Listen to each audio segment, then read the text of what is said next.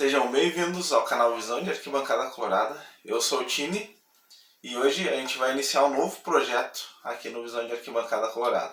A gente vai falar sobre grandes craques que passaram pelo Internacional. Craques tanto dentro das quatro linhas quanto fora. Torcedores, dirigentes e principalmente jogadores que fizeram muito pelo nosso Inter.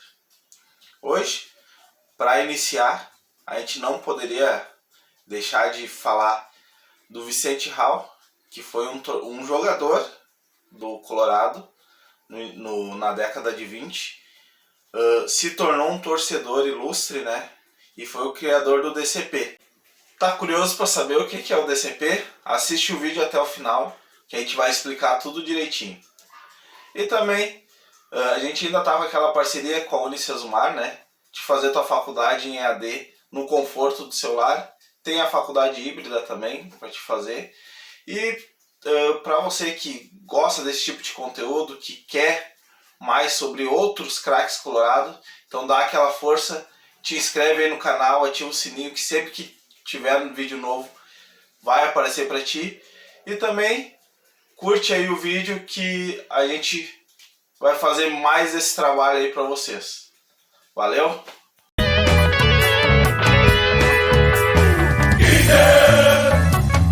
Estaremos contigo. Vicente Hall, a alegria do povo. Como jogador do Internacional, né, ele teve no elenco do nosso primeiro título gaúcho, o de 1927. Hall estava em uma equipe onde os titulares eram Miller, o goleiro, né, Gilberto e Gran na setor defensivo, Carlos Ribeiro, Lampinha e Paulo Gonçalves na meia cancha. Nenê, Veiga, Ross, Miro e Barros, né, o capitão do time, no comando de ataque. Reza a lenda também que o Raul dizia que com essa meia cancha aí, né, ele que era centro médio, era muito difícil de competir, né, porque era um jogador de muita qualidade.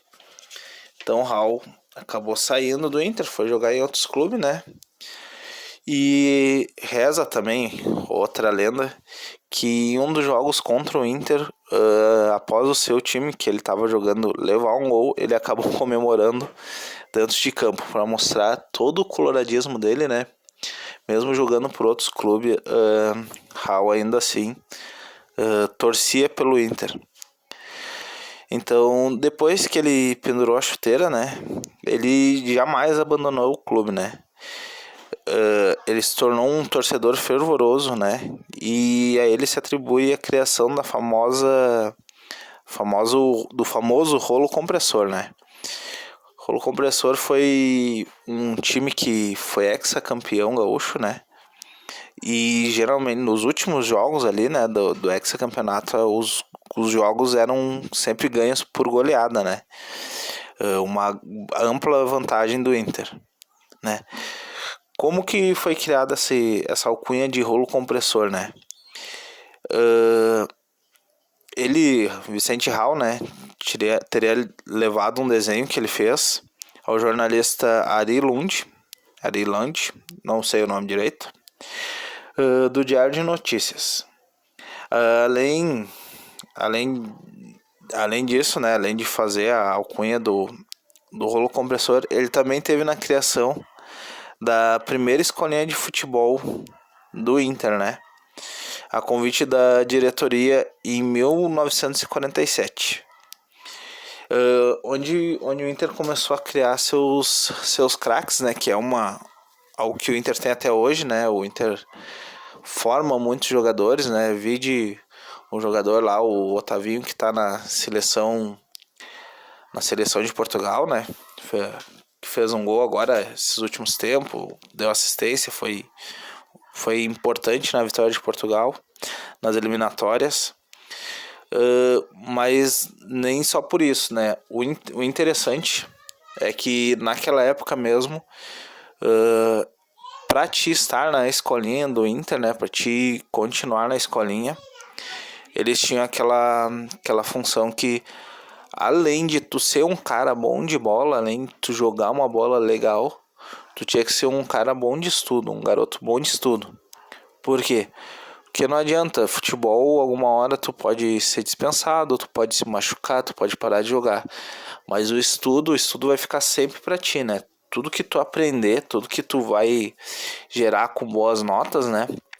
Tu pode se tornar um médico, um advogado ou alguém, né, com estudo que o futebol pode não te dar. De repente, né, na época o futebol não pagava tão bem quanto paga hoje, mas ainda assim, até hoje o Inter tem isso na sua base, né, que não adianta tu ter um bom preparo físico, ser um grande jogador, tu tem que ser um bom aluno também, né.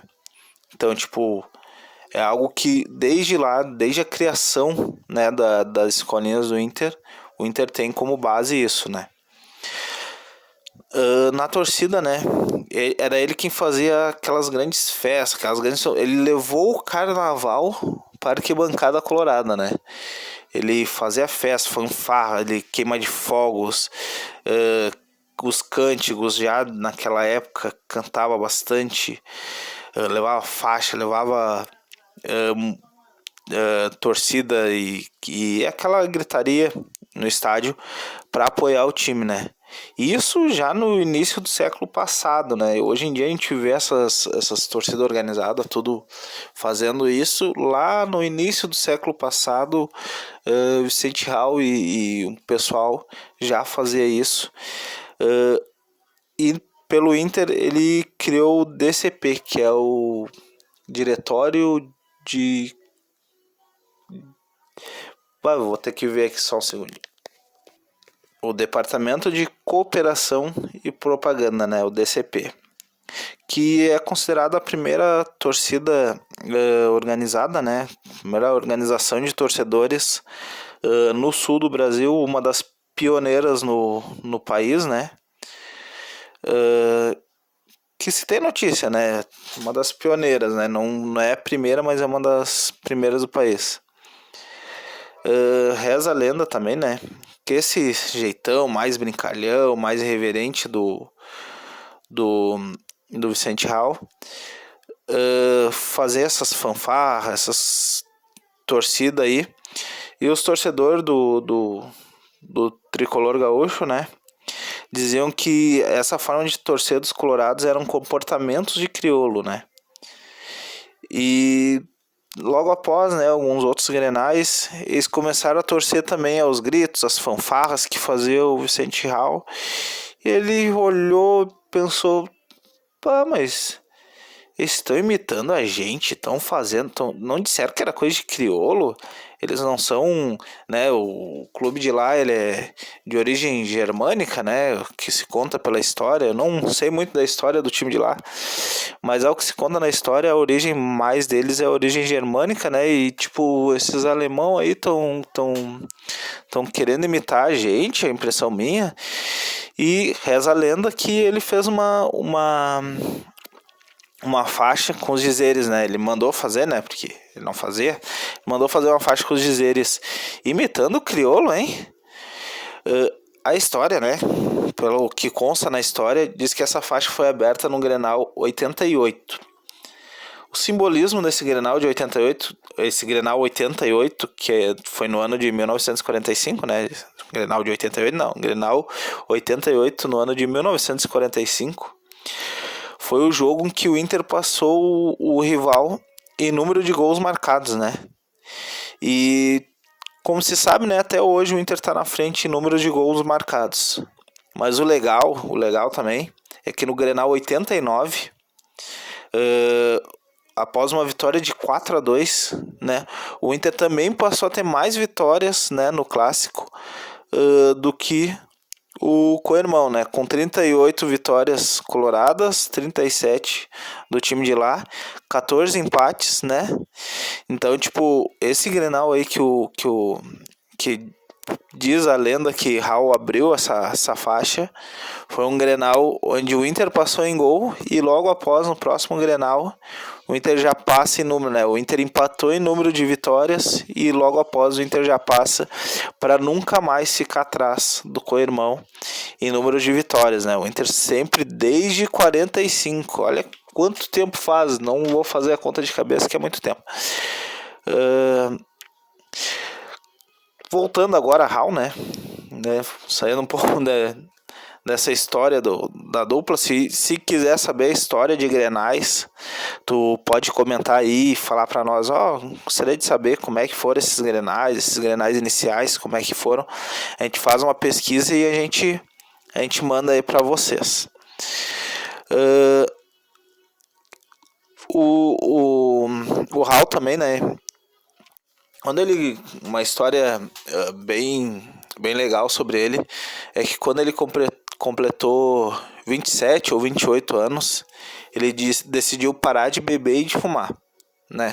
Na época o jogador não tinha esse comportamento que tem hoje, né, de tentar ter uma vida mais saudável, e ele decidiu parar, né? Até porque logo depois ele se tornou ali o criador da escolinha de futebol, né? E que ele queria também ser o exemplo para os jovens, né? Então, uma vida de esportista mais saudável, né? E em 47 ele criou um bloco carnavalesco, Tira o Dedo do Pudim, o nome do bloco. Foi um sucesso no carnaval de 47, 48 e no de 49, porque só durou até o ano de 49. Se ele era um sucesso no carnaval, né? É porque no ano de 49, né, ele que era um cara que ele não tolerava, né, bebida alcoólica no bloco dele. Um dos integrantes do bloco, ele chegou alcoolizado. E isso tirou o Raul do sério, né? Não sou contra isso. Então ele decidiu dissolver. Ele não quis brigar, ele não quis expulsar ninguém. Não, eu vou dissolver, não vou fazer mais. E acabou com o bloco, né? Que era um sucesso que, conhecendo o Raul, se ele continuasse com o bloco, ele seria sucesso até hoje, né? Em 1950, então, o Raul, como era o carnaval da metade do século, né? Ele vestiu uma fantasia muito luxuosa, né? Para esse carnaval, né? Com a popularidade que ele tinha, né, na cidade, até por essa torcida fervorosa, pela rivalidade, por tudo que ele representava, o Vicente Raul, né? Ele foi eleito Rei Momo, né? Mas o Rei Momo não tem que ser gordo, ele era atleta, como assim? Depois de largar o futebol, ele já foi criando um corpo mais roliço, então ele já ficou preparado ali para ser o Rei Momo da capital. Ao que diz a história, né, ele foi o primeiro Rei Momo da capital de Porto Alegre, né? E ele reinou de 50 até 72, né? Foi 22 anos seguidos eleito o Rei Momo de Porto Alegre, então foi muito marcante esse reinado dele. Também no ano de 57, né, que não é também porque o outro foi em 50, em 57 ele foi eleito Papai Noel oficial de Porto Alegre. E também, ao que se tem registro, né, é o primeiro Papai Noel de Porto Alegre. Como foi marcado a prefeitura, né, como tinha essa popularidade do Vicente Raul, alugou um helicóptero que desceu ali na Redenção, se eu não estou enganado, com ele vestido de Papai Noel, e ele foi o primeiro Papai Noel oficial da cidade de Porto Alegre, né, o primeiro Papai Noel da prefeitura de Porto Alegre. Outro fato importante, muito importante de falar dele, é que ele é um dos criadores da primeira torcida organizada, né? Não da primeira, da torcida organizada mais antiga que tem no sul do país, que é a Camisa 12, né? Que é desde 59 ou 69, não lembro direito, que ela tá aí nas arquibancadas coloradas, torcendo, cantando muito pelo Inter. Vicente Hall nos deixou em setembro. Aí é um fato que pesquisei ali, não consegui ter 100% de precisão, né? Se foi em setembro de 72 ou setembro de 73. Tanto o site oficial do Inter quanto outros sites que eu dei uma pesquisada, até nesses sites eles mesmos se confundem, né? Se é 72 ou 73, o certo é que foi em setembro, né? E ao que me parece ser mais preciso foi em 72, tá? Porque foi o último ano onde ele foi Rei Momo, né? E até por isso ele não foi Rei Momo em 1973. Mesmo após a morte, né? Que esse tipo de homenagem da cidade é sempre após a morte, geralmente, né? Ele foi homenageado com o nome dele em uma rua no bairro Ipanema, em Porto Alegre. A rua Vicente Hall, Alegria do Povo. É assim que tá ali na placa da rua, né? Então, quem quiser conhecer, é uma rua não muito grande ali no bairro Ipanema de Porto Alegre, né? Mas além dessa homenagem, quem quiser conhecer muito sobre o Vicente Hall, né? O Clube do Povo, o clube onde Vicente Hall sempre amou e sempre demonstrou seu carinho, seu afeto, também fez uma homenagem a ele, né? Uma homenagem muito merecida, né? Por toda a história que ele tem, não só com o Inter, mas com a cidade de Porto Alegre, né? Que é o Museu Vicente Hall, né? Que está localizado ali junto à Biblioteca Zeferino Brasil, ali no Gigantinho, né? Ele conta com as fantasias, os adereços, né, do primeiro Rei Momo oficial de Porto Alegre, né, como está constando ali no site colorado, assim como correspondências, outros objetos do arquivo pessoal que vale muito a pena conferir para quem gosta de história, para quem quer saber a história desse grande Colorado, né. Esse museu está aberto de terça a domingo, das 10 às 17h30, e tudo isso está no site do Inter, tá? Ao que consta lá no site, a entrada inteira custa R$10, né? É bom sempre se informar direitinho. Crianças, idosos, estudantes e professores pagam meia.